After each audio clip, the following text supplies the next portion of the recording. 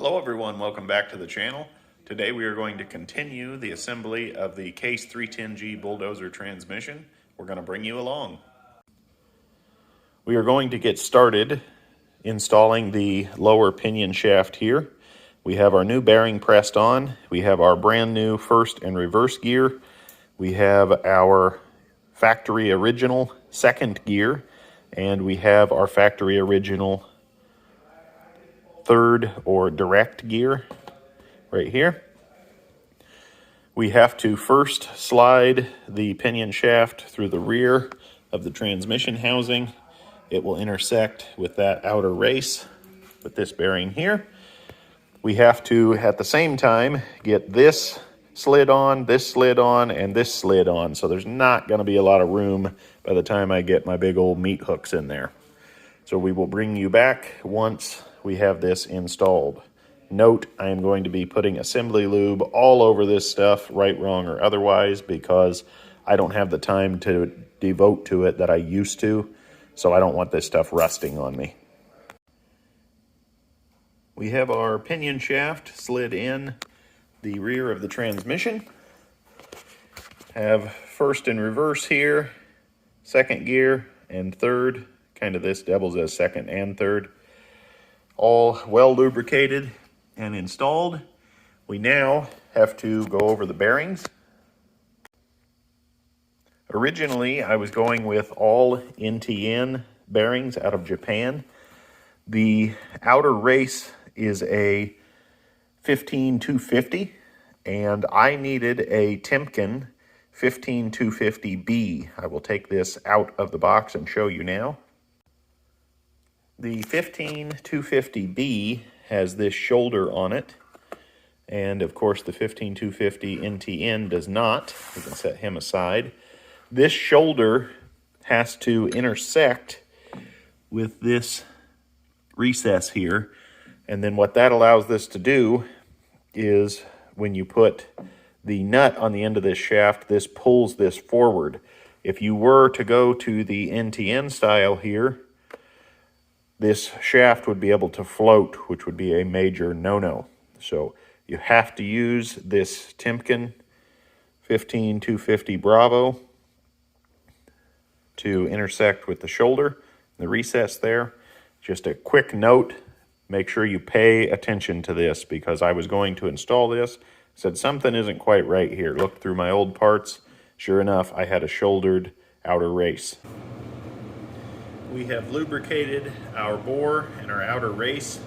We are gently going to walk this in.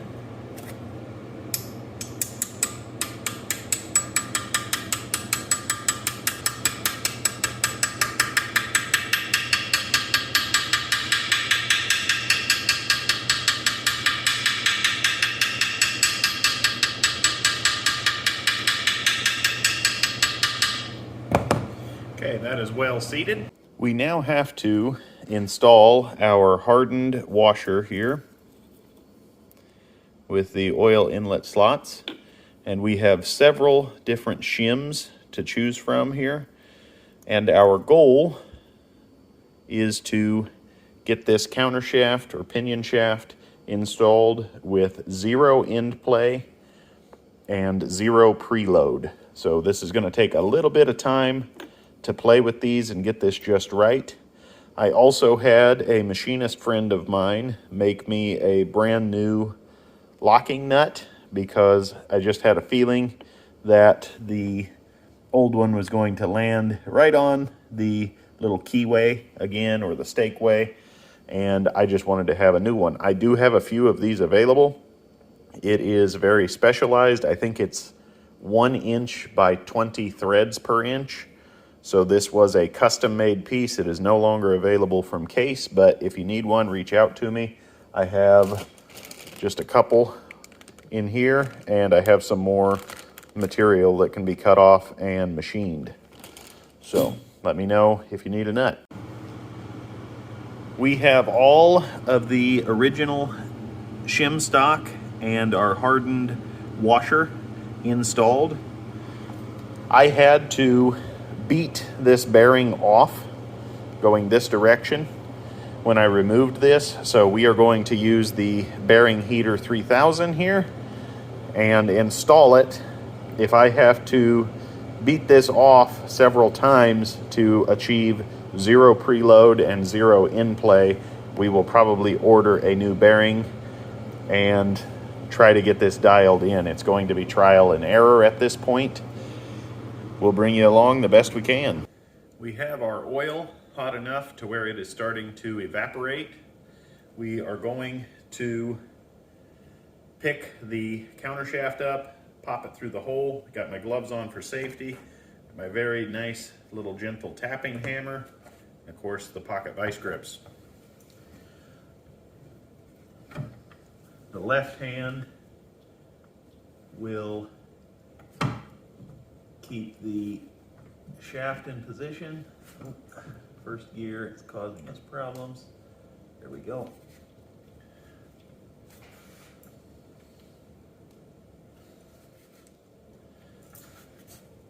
Okay, all of our shims are in a good position. Set this on the shaft. I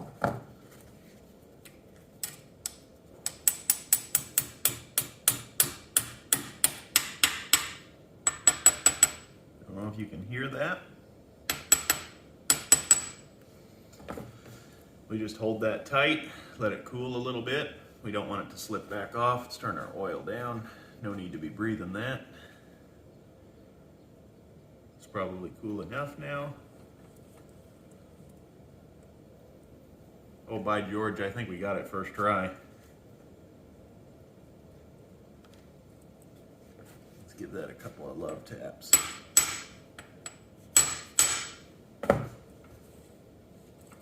That's definitely 0 preload. I'm gonna go open the door, get this smoke out of here. Sometimes you just get that lucky, ladies and gentlemen. We have about half a thou of in play. I'm pulling backwards and forwards on the pinion ear. I'm gonna call that good enough. It says 0 in play. If we were to remove the thinnest shim, which would be 4 thou, I think we'd be worse off. We would definitely have 0 in play, but we would have preload on our bearings, and we certainly do not have that. That is awesome. With our in play and preload set, we could now put on the nut and stake it in. We're gonna put the nut on, but we are not staking anything in until I get further down the road.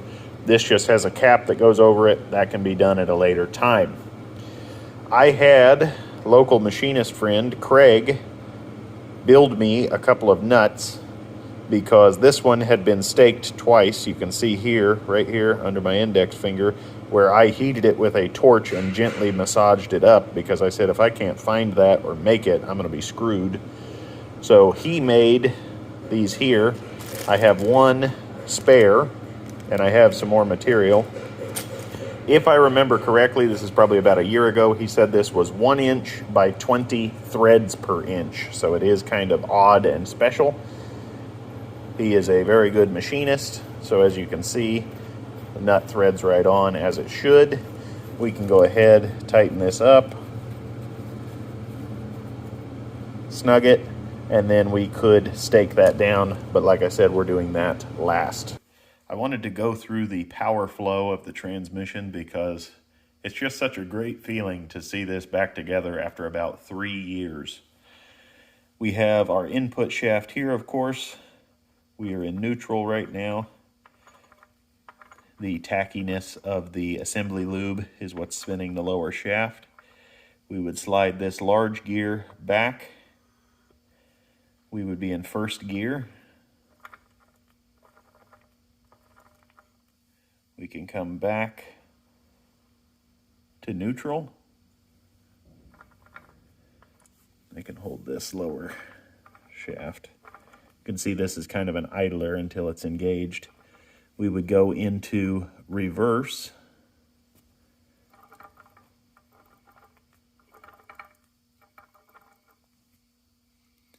back to neutral. We could go into second gear.